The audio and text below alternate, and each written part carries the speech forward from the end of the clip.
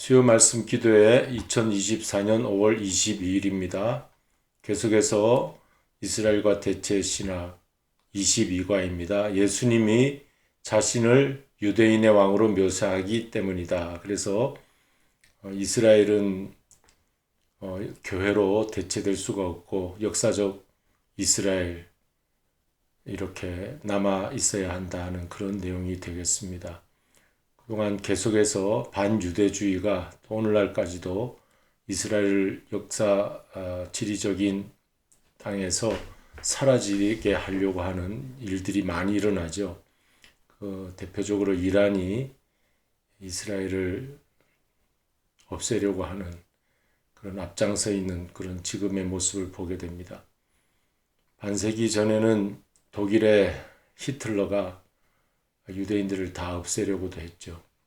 하나님은 1948년 5월 14일 독립하면서 이스라엘이 옛 땅으로 다 돌아오게 되어 한 국가로 세워졌습니다. 그래서 오늘은 예수님 자신이 유대인의 왕으로 자신을 묘사하기 때문이다.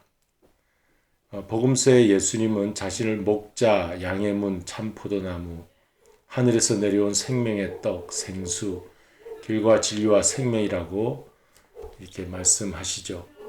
그래서 이것을 에고 에이미, 나는 이다 라고 하는 그런 예수님에 대한 표현이 이렇게 우리가 복음서에서 찾아볼 수 있습니다. 또 한 가지는 유대인의 왕으로 자신을 표현하시기도 합니다. 특별히 탄생을 축하하러 온 동방 박사가 유대인의 왕을 경배하러 왔다. 그렇게 표현한 적이 있어요. 그리고 탄생 고지를 전하러 온 가브리엘 천사가 유대인의 왕이 나셨다고 전한 적이 있습니다. 심지어 십자가 처형상에 로마 총독 빌라도가 내가 유대인의 왕이냐 예수님께 물었을 때 내가 그러라 대답하신 적이 있어요. 이렇게 우리가 복음서의 유대인의 왕, the King of the Jew, 유대인의 왕으로 묘사된 예수를 찾아보면 마태복음 2장 1절 2절 성경을 우리가 읽어야 되겠죠. 우리의 공부는 성경을 떠나서 하는 공부가 아니죠. 다 근거가 성경에서 우리가 찾아볼 수 있는 것입니다. 헤로드 왕 때 예수께서 유대 베들레헴에서 나심에 동방으로부터 박사들이 예루살렘에 이르러 말하되 유대인의 왕으로 나신 이가 어디 계시냐. 우리가 동방에서 그의 별을 보고 그에게 경배하러 왔노라 하니 동방 박사들이 디아스포라 바벨론에 잡혀갔던 디아스포라라는 말도 있어요. 어쨌든 저들이 성경을 연구했든지 아니면 다른 천문학을 연구했든지 하늘의 별을 메시아 별을 보고 경배하러 왔다 그랬습니다. 유대인의 왕을 기다렸던 것이죠.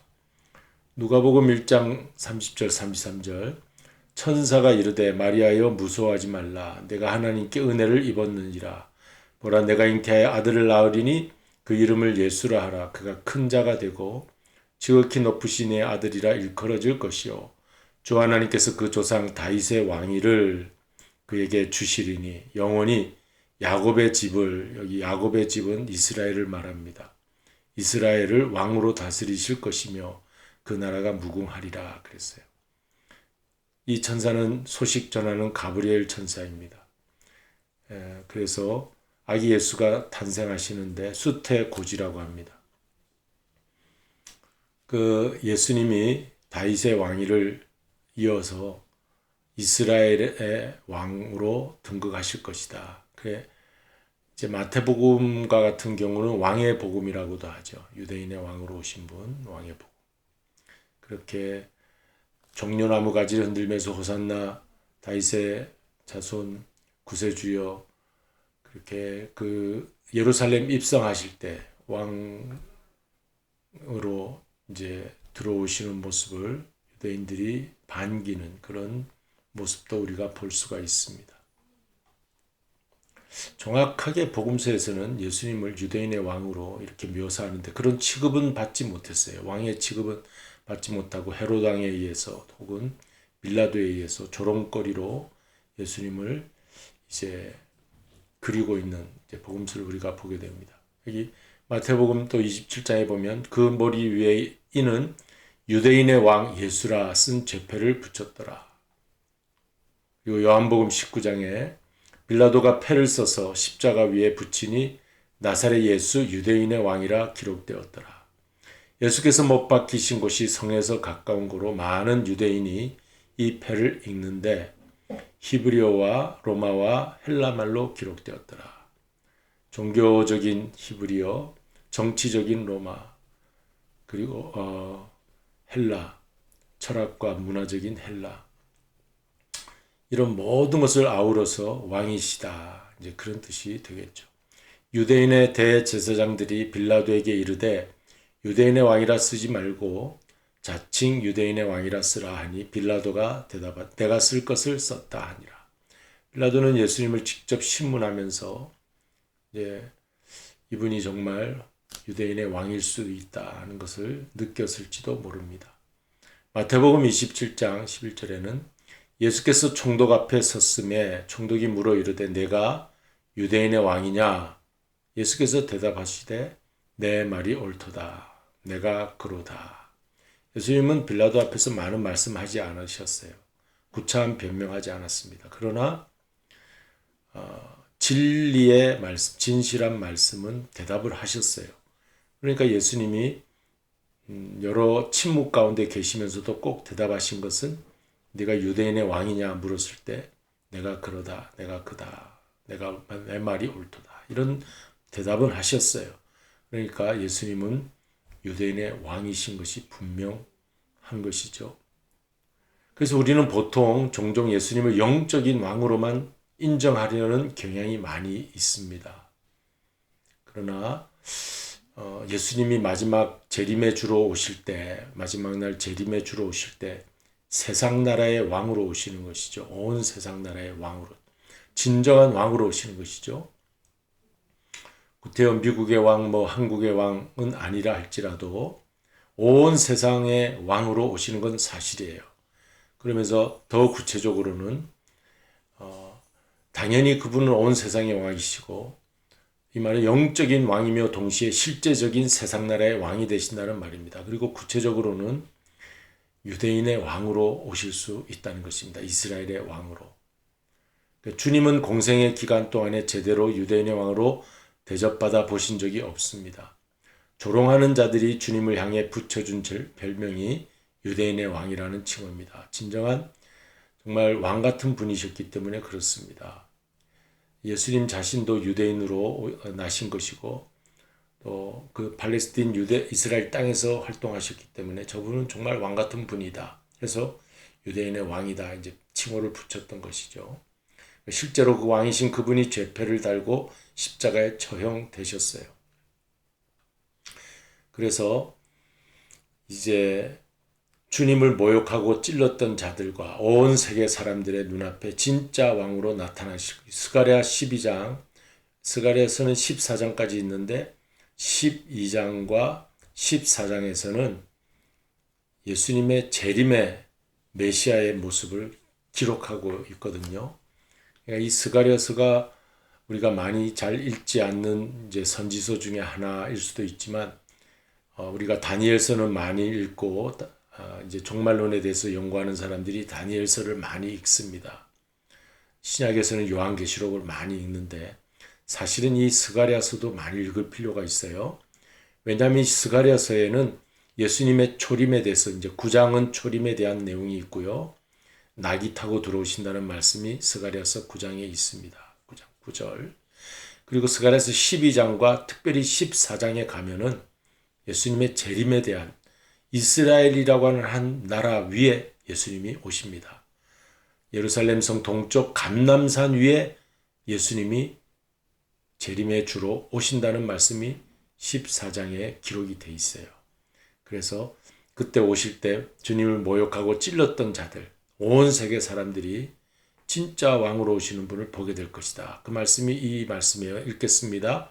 내가 다윗의 집과 예루살렘 주민에게 은총과 간구하는 심령을 부어주리니 그들이 찌른 바 그를 바라보고 그를 위하여 애통하기를 독자를 위하여 애통하듯 하며 그를 위하여 통곡하기를 장자를 위하여 통곡하듯 하리라.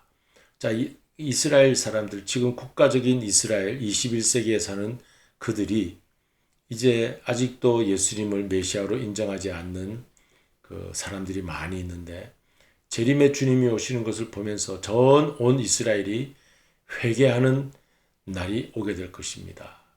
그때가 속죄일이 될 텐데 전 이스라엘이 다 속죄받는 그 구속의 날이 오게 될 텐데 그때 저들이 그 유대인들이잖아요. 저들이 2000년 전 우리 조상이 예수님 메시아를 정말 십자가에 못 박고 창으로 찔러 죽였구나. 그를 바라보고 찌른 바 그를 바라보고 애통하게 되는 날이 온다는 것이죠. 통곡하는 날이 온다는 것이죠. 그래서 이스라엘, 실제적인 역사의 이스라엘, 물리적인 이스라엘이 이제 남아있게 되죠. 그리고 예수님은 왕으로서 재림주로 오시게 됩니다. 그리고 온 세상을 통치하시는 예루살렘 성전의 통치자로 등극하시게 되실 것입니다. 그게 재림주예요. 그리고 좀 더 나아가면 그것이 천년왕국이 되는 거죠. 천년왕국, 왕국에서 천년 동안 왕으로서 만왕의 왕으로 다스리시고 우리 믿는 자들도 그곳에 다 들어가 왕노릇하게 되는 그런 천년왕국이 있죠. 천년왕국의 진짜 왕은 우리 예수님이시죠. 그러니까 예수님은 이제 작게는 유대인의 왕으로 이스라엘의 왕으로 오시면서 온 세상의 왕으로 등극하시는 재림의 주가 되시기 때문에 이 말씀을 왜 드립니까? 예수님을 영적인 왕으로만 생각하지 말고 온 세계, 물리적인 이 세상을 다스릴 진정한 왕으로 오시는데 실제 한 국가, 이스라엘이라는 나라도 없어지지 않고 지금 놀랍지 않습니까? 이스라엘이 이렇게 계속 문제는 중동 지역에 문제는 많이 있어요. 하지만 그래도 하나님께서 그를 통하여 온 인류의 구속의 역사를 보여주시니까 우리 예의주시에서 이스라엘이 어떻게 움직이고 있는가, 예수님 재림의 날이 얼마나 가까운가 이런 것을 우리가 잘 살펴봐야 되겠죠. 이스라엘과 대체신학이라고 하는 공부를 지금 계속하는데 이러한 공부를 통해서 우리의 신앙이 더욱 돈독해지고 정말 예언의 말씀 그대로 성취되는구나 하는 것을 우리가 알 수가 있죠. 요즘 성경 통독 구약을 하면서 예레미야서도 마치고 이제 에스겔서까지 왔는데 이제 계속 구약의 선지서를 읽으면 이스라엘을 그렇게 심판하시지만 다시 세우시고 회복하시고 이스라엘을 붙들고 계시는 우리 하나님의 모습을 보게 돼요. 너희가 내가 여호와인 줄 알게 되리라 그랬습니다. 이 온 인류 역사에 우리 하나님께서 하나님 되심을 보여주시는 그날이 오도록 우리는 기도하며 하나님께 영광을 돌려야 될 줄로 믿습니다. 복음성가 우리 함께 은혜를 나누겠습니다.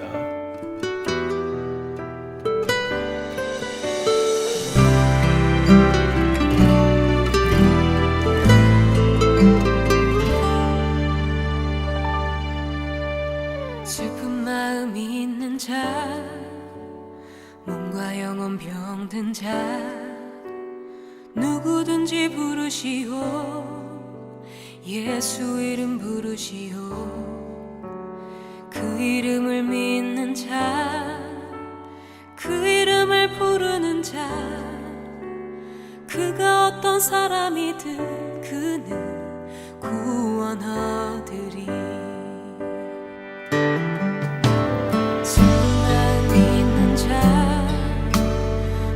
영혼 병든 자, 누구든지 부르시오. 예수 이름 부르시오. 그 이름을 믿는 자, 그 이름을 부르는 자, 그가 어떤 사람이든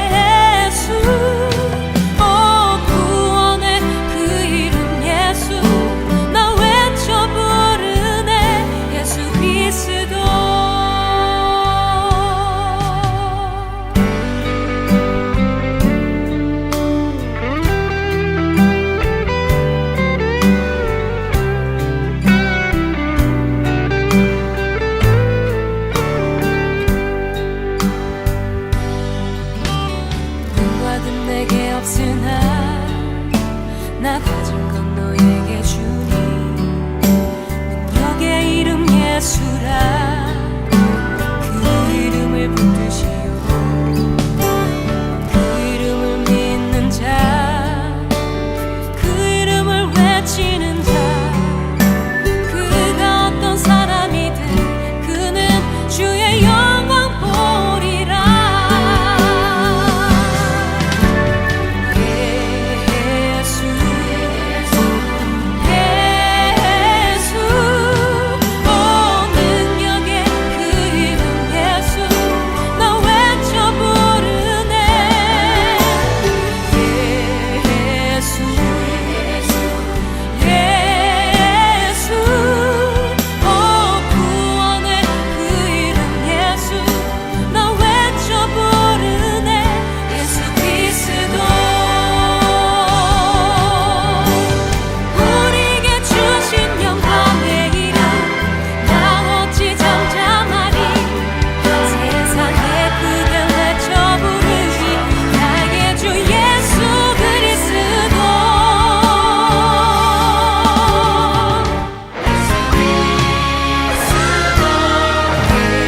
예수 예수 오 능력의 그 이름 예수 나 외쳐 부르네 예수 예수 오 구원의 그 이름 예수 나 외쳐 부르네 예수 그리스도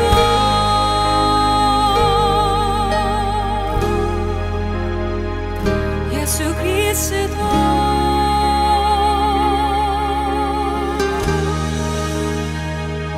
예수 그리스도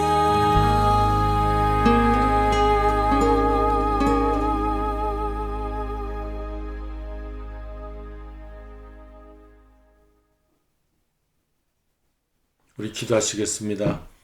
주님, 우리가 마지막까지 불러야 할 그 이름 예수 그리스도 나의 구세주임을 믿음으로 고백하며 주님이 펼치실 놀라운 구원의 나라 하나님의 나라에 우리가 함께 들어가 영원 생명 가운데 살아가는 하나님의 복된 주님의 사람들 다 되게 하여 주옵소서. 왕으로 모시는 백성으로 살아가는 저희들 되게 하여 주옵소서. 예수 그리스도의 이름으로 기도드리옵나이다. 아멘. 하늘에 계신 우리 아버지여 이름이 거룩히 여김을 받으시오며 나라에 임하옵시며 뜻이 하늘에서 이룬 것 같이 땅에서도 이루어지이다. 오늘날 우리에게 일용할 양식을 주옵시고 우리가 우리에게 죄 지은 자를 사하여 준 것 같이 우리 죄를 사하여 주옵시고 우리를 시험에 들게 하지 마옵시며 다만 악에서 구하옵소서. 대개 나라와 권세와 영광이 아버지께 영원히 있사옵나이다. 아멘.